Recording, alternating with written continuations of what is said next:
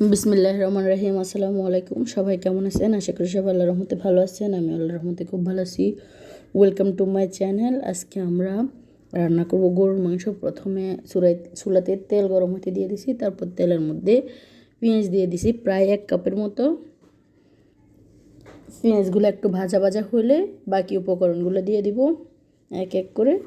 গরুর মাংসে রসুনের থেকে আদার পরিমাণ বেশি দিতে হয়, তাই দিয়ে দিলাম রসুন 2টা কিউব দিয়ে দিলাম রসুনের। আদা দিয়ে দিলাম একটু বেশি পরিমাণে। এখন আবার সবগুলা ভালো করে নেড়েচেড়ে মিক্স করে নেব। আদা রসুনগুলা একটু বরফটা সারা পর্যন্ত একটু অপেক্ষা করব। সবাই আমাদের চ্যানেলটা সাবস্ক্রাইব করে দেবেন, লাইক কমেন্ট শেয়ার করে দেবেন। ফেসবুক থেকে দেখলে অবশ্যই ফলো দিয়ে রাখবেন, টিকটক থেকে দেখলে অবশ্যই ফলো দিয়ে রাখবেন।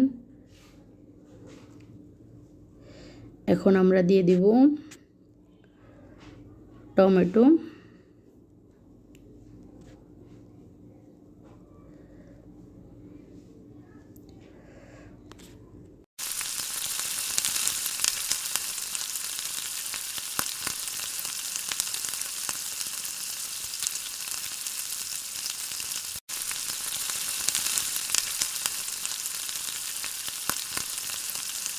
এবার এক এক করে মশলাগুলো দিয়ে দিব। প্রথমে দিয়ে দিলাম গরম মশলার মধ্যে থেকে তেজপাতা,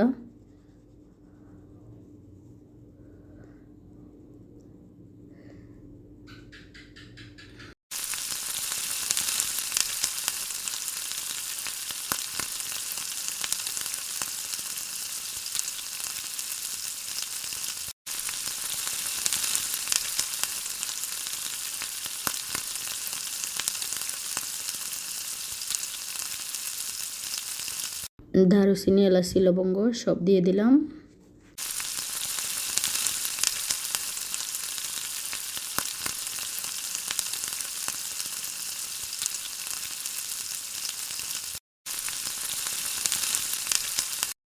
এই পর্যায়ে দিয়ে দিব গুঁড়ো মশলাগুলো। প্রথমে দিয়ে দিলাম হলুদ গুঁড়া, তারপরে দিয়ে দিলাম জিরা ধনিয়ার গুঁড়া, গরম মশলার গুঁড়া,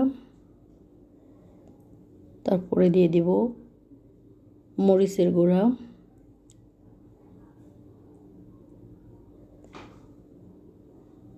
আবার গরম মশলা দিয়ে দিলাম।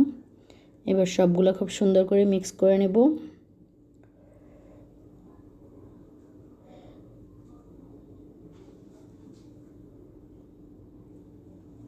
সামান্য পরিমাণে পানি দিয়ে দিব যেন মশলাগুলো না পুড়ে যায়।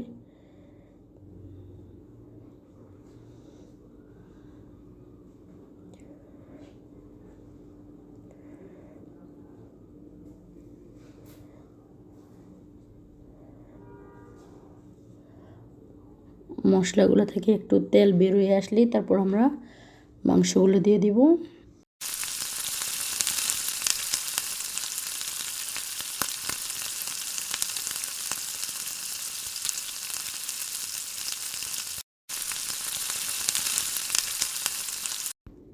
মাংসগুলো দিয়ে দিলাম। এবার খুব সুন্দর করে মাংসগুলোর সাথে মশলাগুলো ভালো করে মিক্স করে দিব। সবাই আমাদের চ্যানেলটা সাবস্ক্রাইব করে দেবেন, লাইক কমেন্ট শেয়ার করে দেবেন। ফেসবুক থেকে দেখলে অবশ্যই ফলো দিয়ে দিবেন, টিকটক থেকে দেখলে অবশ্যই ফলো দিয়ে রাখবেন।